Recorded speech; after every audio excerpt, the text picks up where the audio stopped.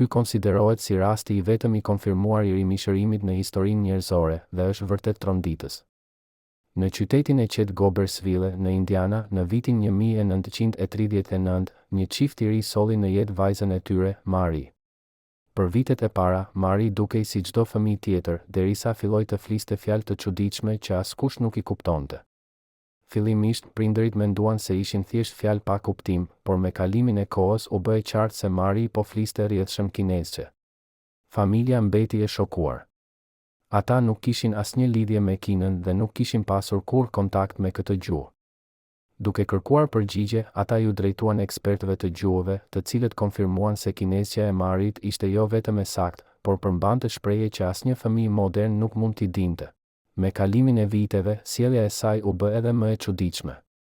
Një ditë, ajo tregoi një hartë të vjetër dhe tha me këmbëngulje, "Çomëni këtu." Ishte një fshat i largët në Kinë. Të dëshpëruar për përgjigje, prindërit pranuan. Pas një udhëtimi të gjatë, arritën në atë zonë.